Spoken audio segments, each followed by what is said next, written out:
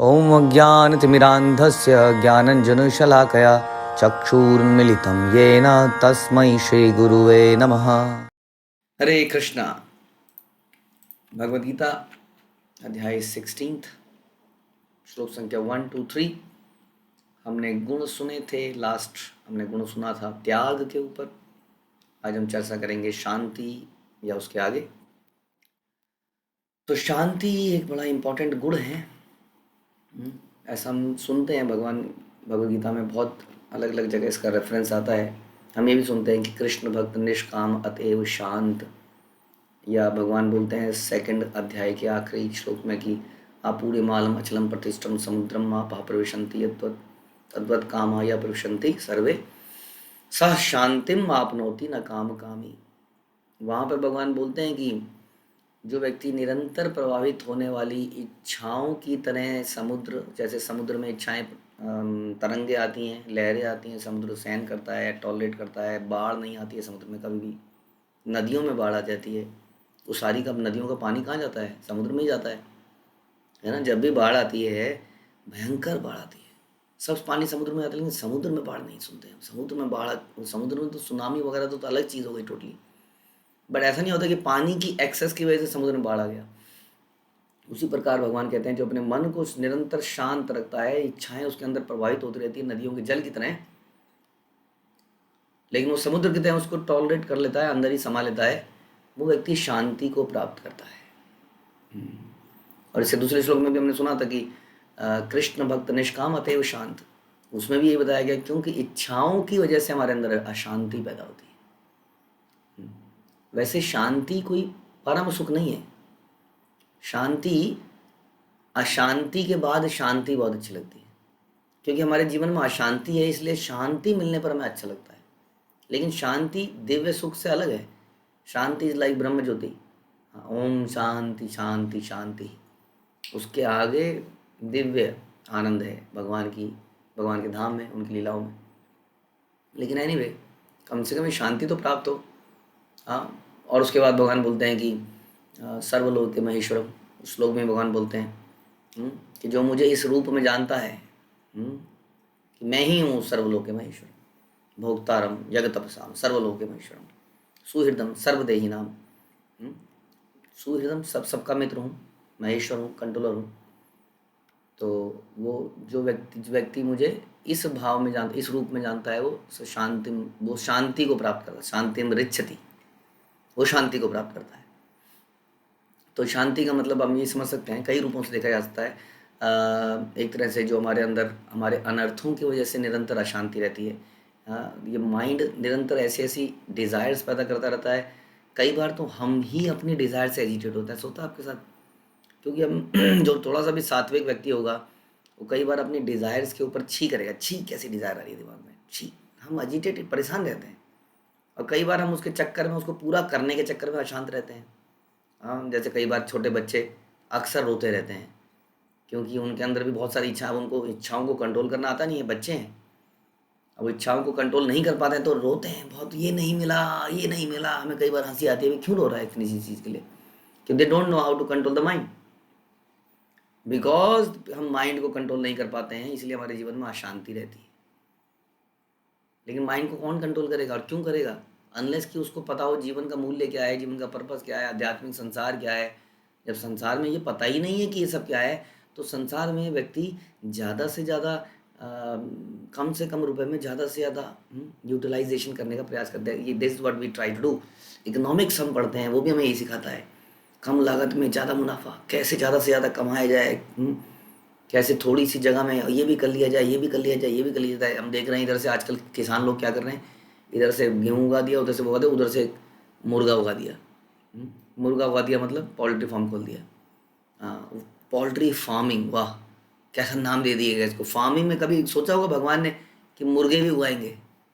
हाँ, मतलब poultry farming, अंडा निकाला जाएगा, मुर्गियाँ पाली जाएंगी, कटने के लिए भेजी जाएंगी। खेत में किसान ही कर रहा है। तो इस प्रकार से हम we are trying to exploit the nature. इस कारण से हम हमेशा अशांत रहते हैं। कृष्ण भक्त निष्काम, उसका एक ही उसके अंदर इच्छा है, कृष्ण की प्रसन्नता। क्यों? क्योंकि भोक्ता राम यज्ञ तपसाम, इसलिए प्रभुपाद कहते थे ये श्लोक जो है ये शांति का फॉर्मूला है। इन सारे श्लोकों को यदि हम एक साथ देखें तो हमें समझ में ये आता है कि आप पूरे मालम अचलम प्रतिष्ठम, जिसमें भगवान ने बोला कि जो इंद्रियों को कंट्रोल करता है समुद्र की तरह, जैसे समुद्र पानी को कंट्रोल कर लेता है। दूसरे में सुना कृष्ण भक्त निष्काम अतएव शांत। इन दोनों श्लोकों में हमने समझा कि यदि हम अपने मन में आने वाली इच्छाओं को रोकें, क्योंकि इसका तो काम यही है, तो मांग जैसे बच्चा मांगता ही रहेगा वैसे ये भी कुछ ना कुछ बोलता ही रहेगा, इसको थोड़ा टॉलरेट करें, शांत करें। क्यों करें ऐसा?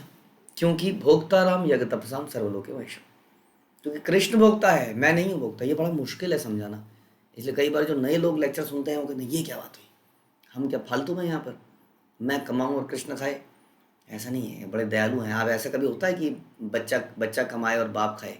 बाप खा नहीं सकता है जब तक बच्चे को खिलाना दे। अभी भी तो खिला ही रहा है। आपने पूछना कितने दिनों से शुरू किया, आप कह रहे हैं आप खाएं खिला काम करें। कितने जन्मों से आप यहाँ पर संसार में हैं? आपने कभी देखा भगवान की तरफ? किसने खिलाया आपको इतने जीवन में? किसने आपको माँ के गर्भ में डाला? किसने वहाँ आपको बड़ा किया? तो ही इज़ एनीवे सप्लाइंग। इसलिए ये कहना बड़ा बुरा है कि हम कमाएं और भगवान खाएं। कहाँ कहाँ खा रहे हो? वो तो दुखी हैं क्योंकि हम दुखी हैं इसलिए। लेकिन वास्तविकता तो यही है कि भोक्ता राम की सारे संसार का सर्वलोक महेश्वरम, जो मालिक होगा, ही इज द सोल, जो प्रोपराइटर होगा प्रॉपर्टी का, व्हीकल का, किसी भी चीज़ का, वही तो उसको एंजॉय करने का हक रखता है। वो किसी को दे सकता है, अच्छा आप ले जाइए, आप चला लीजिए, he can give because he is owner. तो भगवान कहते हैं सर्वलोक महेश्वरम, मैं सारे लोगों का महेश्वर हूँ, इसलिए भोक्ता राम एक तपसा। इसमें कौन सी बड़ी बात है कि आई एम द इंजॉयर। ये बात समझ में आ जाए, इंद्रियों को कंट्रोल में करें और इंजॉयर की, सुप्रीम इंजॉयर की सेवा में, उनकी इंजॉयमेंट में लगा दें। ये मत सोचिए कि कोई नवाब है वो लेट के शराब पी रहा है और हम उसको शराब पिला रहे हैं, उसकी इंजॉयमेंट करें। It is not like that, it's a divine personality. इसलिए समझना पड़ेगा शास्त्रों को, who is Krishna, what kind of personality he is भक्त वत्सला। वो भक्तों के लिए सब कुछ ढो लेते हैं, योगक्षेम वहाँ में हम कर लेते हैं, माल ढो लेते हैं, ड्राइवर बन जाते हैं अर्जुन के। Is not a ordinary person, but वो सच्चाई तो बताएंगे ना। ये हमारे बेनिफिट में है कि he is the enjoyer. So we should engage our senses, control our senses, भगवान की इंद्रियों की, भगवान की दिव्य इंद्रियों की सेवा में लगाएं। हम अभी अशुद्ध हैं, हम क्या सेवा में लगाएंगे?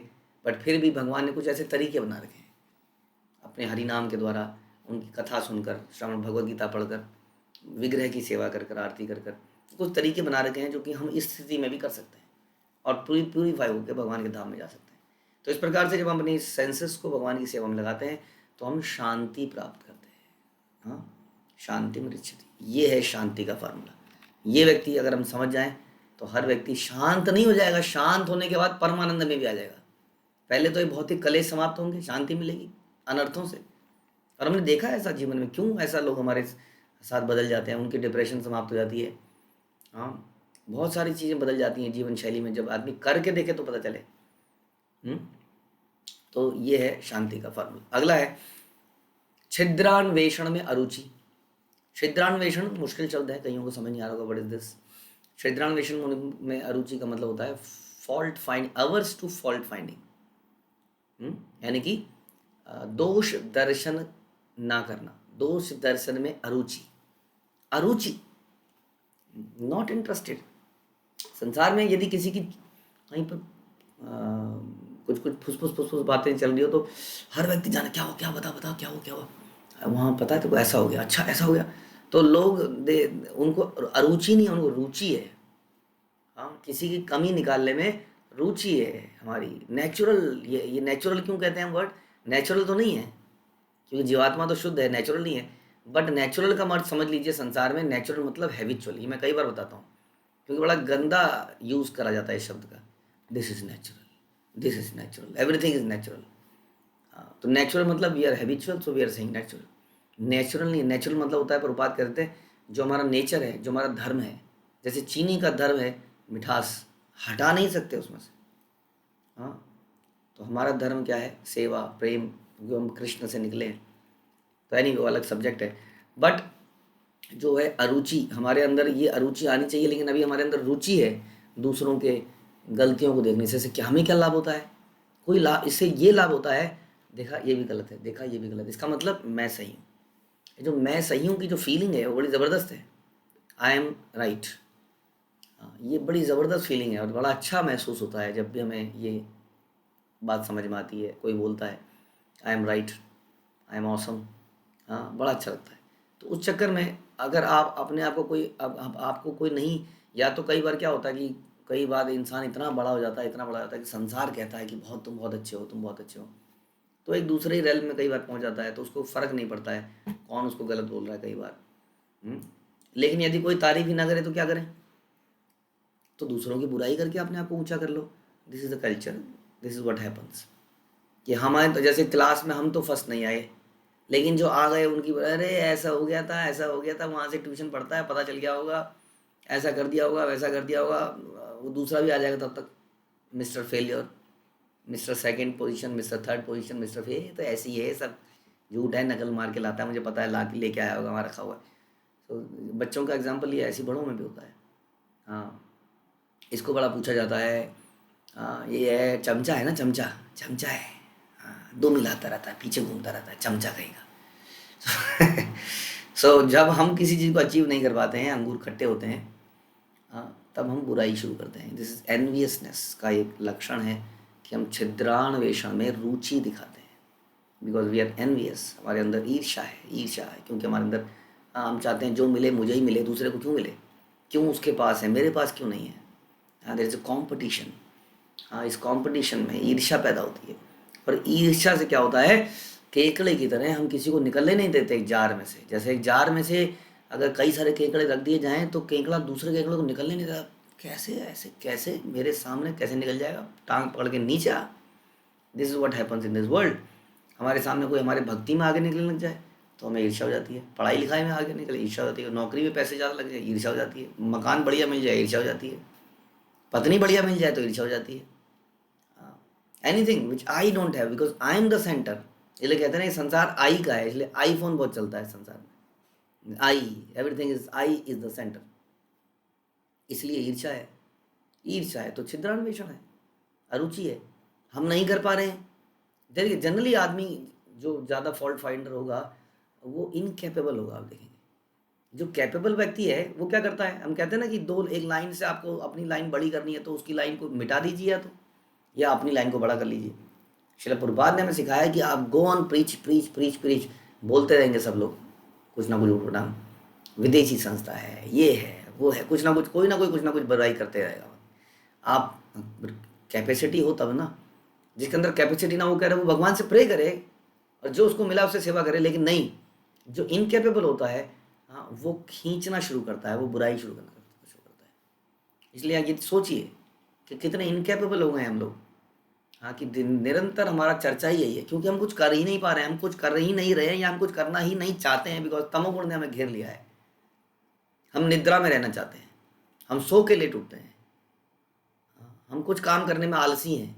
इसलिए जब सारा संसार कुछ करता है और कोई गुरु का प्रिय हो जाता है या किसी को कोई बड़ाई मिल जाती है, कोई आगे बढ़ जाता है, तब हम उसके पीछे बैक बाइटिंग करते हैं, बुराई करने लगते हैं। दिस इज ग्रेट, वेरी बहुत ही बुरा ये अवगुण है। यहाँ पे लिखा है, भगवान इसलिए कहते हैं छिद्रान्वेषण में अरुचि पैदा करिए, कुछ कीजिए। It's always better doing something, जो भी हमें कैपेसिटी मिली है। Krishna does not want big things from us. वो गिलहरी की भी सेवा को एक्सेप्ट करते हैं। क्यों कंपटीशन कर रहे हैं, जो हमें कैपेसिटी मिली है भगवान से, क्यों ना उसी से भगवान को सर्व करें। Why to do competition. हाँ, और क्यों उस कंपटीशन के बाद में ईर्ष्या पैदा निकले फिर बाद में, और फिर हम फॉल्ट फाइंडिंग करें। हरे कृष्ण। श्रील प्रभुपाद की जय, भगवद गीता की जय।